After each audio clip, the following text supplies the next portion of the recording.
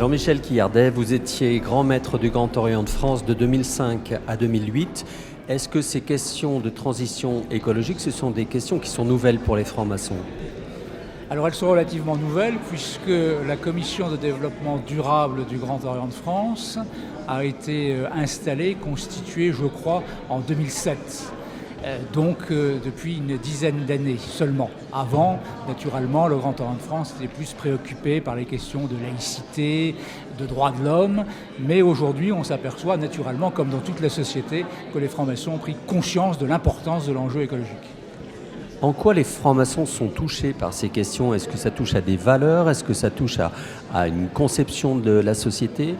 Oui, bien sûr, parce que derrière le défi écologique, il y a des défis économiques, des défis politiques, des défis démographiques, et qui touchent à l'humanisme, qui touchent à l'humaine condition. Et les francs-maçons sont par nature, par engagement, porteurs de cette humaine condition. Donc ils sont concernés en tant qu'engagés dans un combat pour une société plus juste, plus fraternelle, plus humaine, et engagés aussi parce que la terre brûle, en effet.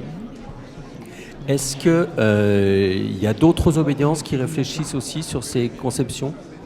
Alors les obédiences qui ne sont pas sociétales, c'est-à-dire qui ne s'intéressent pas aux questions de société et qui sont uniquement spiritualistes ou qui sont plus attachées à la formation personnelle, non. Mais vous avez d'autres obédiences comme le droit humain qui a à peu près la même démarche que celle du Grand Orient de France et qui est une obédience qui est aussi très préoccupée par ces questions.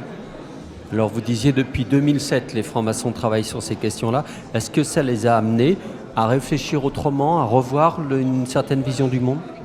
Bien sûr, c'est mon cas d'ailleurs. Je l'expliquerai peut-être, je l'ai expliqué tout à l'heure dans la conférence.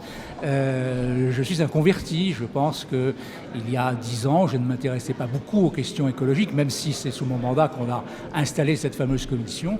Aujourd'hui, l'âge venant, peut-être aussi parce que je suis devenu grand-père, je suis très préoccupé par ces questions, même si je ne suis pas un spécialiste. Est-ce que vous trouvez que les francs-maçons sont assez impliqués sur ces questions ? Je pense qu'un tel débat aujourd'hui, une telle journée montre à l'évidence qu'ils sont impliqués. Après, c'est toute la question de l'implication de la franc-maçonnerie.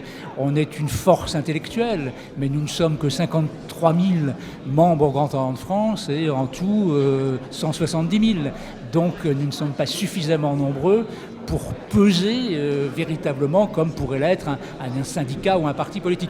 Mais nous avons une influence intellectuelle, elle est très marquée dans le domaine de la bioéthique, elle pourra être encore plus marquée dans le domaine de l'écologie.